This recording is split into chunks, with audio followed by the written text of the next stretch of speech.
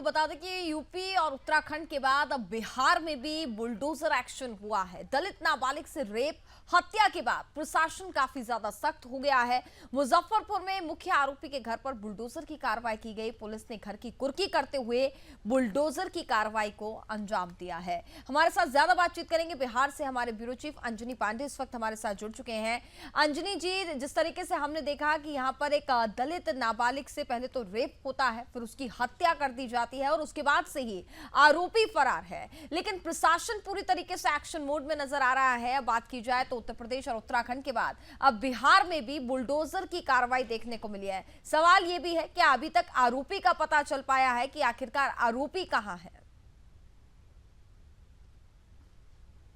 जिस तरीके से यह घटना, तो उस घटना के बाद से विपक्ष जो है लगातार सरकार पर हमलावर था और नेता प्रतिपक्ष तेजस्वी यादव ने मुख्यमंत्री नीतीश कुमार पर तंज भी कसा था। हालांकि जो सत्ता पक्ष है, सत्ता पक्ष यह कहता रहा कि जो भी आरोपी है उन आरोपियों के खिलाफ जो है सख्त से सख्त कार्रवाई होगी और इसी सिलसिले में देखें तो न्यायालय ने जो है वह कुर्की जब्ती का आदेश दे दिया। लगभग एक सप्ताह पहले की यह घटना है। 11 तारीख की देर रात यानी 12 की सुबह पहले यह घटना घटी है और उसके बाद आज जो है एक सप्ताह के अंदर ही यह कार्रवाई जो है वह कर दी गई, जिस कार्रवाई के तहत पहले शुक्रवार को जो है वह इश्तेहार चिपकाया गया जो मुख्य आरोपी है उसके घर पर और उसके बाद 12 बजे तक का समय दिया गया था शनिवार को सरेंडर करने के लिए, आत्मसमर्पण करने के लिए। लेकिन जो आरोपी है, मुख्य आरोपी, उसने आत्मसमर्पण नहीं किया तो आखिरकार प्रशासन को जो है वह बुलडोजर का सहारा लेना पड़ा और उसके घर जो है वो निश्चय नाबूद कर दिया गया बुलडर के जरिए। तो बिहार में भी बुलडर जो है उसकी शुरुआत हो चुकी है। जो अपराधी है, आपराधिक वारदातें चूंकि लगातार बढ़ रही थी और इन आपराधिक वारदातों को लेकर के विपक्ष भी राज्य सरकार पर हमलावर था,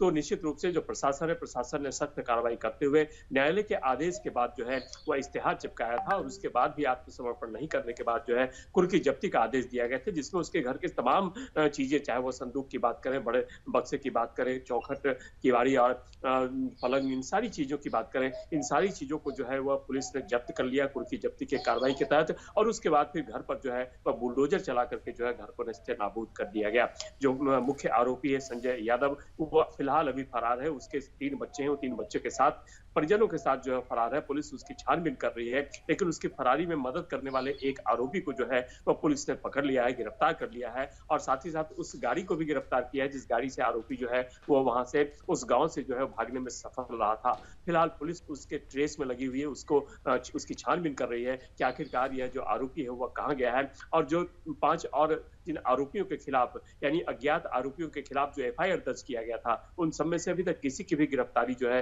वो नहीं हुई है। तो पुलिस के लिए एक बड़ी चुनौती बनी हुई है कि जो मुख्य आरोपी है उसके खिलाफ कार्रवाई तो कर दी गई, जो कुर्की जब्ती की कार्रवाई थी वह कर दी गई, बुलडोजर चला दिए गए, लेकिन अभी भी फिलहाल जो है वह मुख्य आरोपी जो है वह फरार बताया जा रहा है, फरार है और पुलिस अब तक उस तक जो है वह पहुंच नहीं पाई है। हालांकि जो फोन कॉल डिटेल्स की बात सामने आई है तो उस कॉल डिटेल्स के बाद सामने आने के बाद यह पुलिस का मानना है कि जो आरोपी है उस आरोपी की जो मृतका है उसके परिजनों से लगातार बातचीत होती रही है, पहले भी बातचीत हो रही थी और जिस वक्त ये घटना घटी है उसके बाद सुबह जब मृतका की लाश मिलती है उसके पहले तक जो है वह आरोपी संपर्क में था उन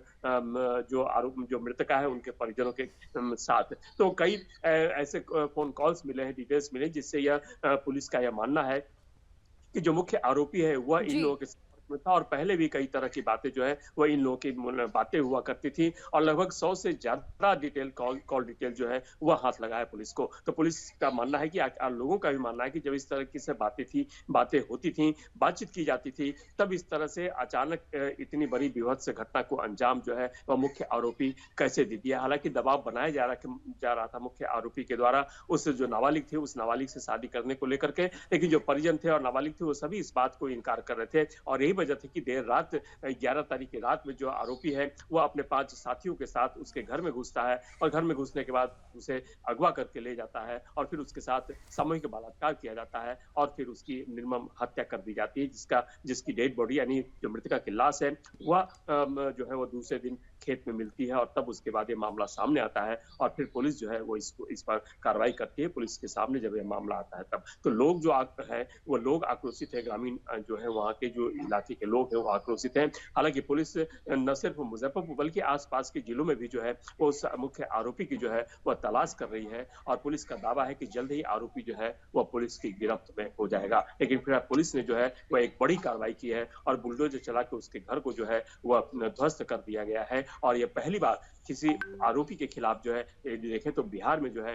वो इस तरह के एक्शन जो है वो प्रशासन द्वारा लिया गया है, जिससे निश्चित रूप से जो आरोपी है या जो अपराधी हैं जो आपराधिक वारदातों को अंजाम दे रहे हैं और पिछले कई दिनों से विपक्ष जो है लगातार सरकार पर जो है वो हमलावर है बढ़ते आपराधिक मामलों को लेकर के और खास करके महिलाओं के प्रति जिस तरह से अपराध बढ़ा है उसको लेकर मुख्यमंत्री पर जो है वो नेता प्रतिपक्ष तेजस्वी यादव सहित राजद के कई बड़े नेताओं ने जो है वो तंज कसते हुए कहा है कि जो प्रशासन है जो शासन है वह सुस्त पड़ चुका है, जिसकी वजह से अपराधियों का जो मनोबल है वह काफी ऊंचा हो चुका है और यही वजह की आपराधिक वारदातें जो है वह लगातार हो रही, चाहे पटना की बात करें, पटना में भी कई ऐसी हत्याएं हुई हैं और कल की यदि बात करें तो कल भी जो है वह पटना में देर रात जो है वह एक हत्या की घटना को जो है वो अंजाम दिया गया है। तो अपराधी लगातार जो है आपराधिक वारदातों को अंजाम दे रहे हैं। तो यदि बुलडोजर की इस तरह से कार्रवाई हुई है तो अपराधियों के मन में अब जो है वो बुलडोजर का खौफ जो है चलिए बिल्कुल अंजनी जी, आप नजर बनाए रखिएगा और जिस तरीके से बुलडोजर की कार्रवाई तो यहाँ पर की जा रही है, लगातार प्रशासन एक्शन में है और जल्द ही आरोपी की भी हम उम्मीद करते हैं कि गिरफ्तारी हो जाएगी।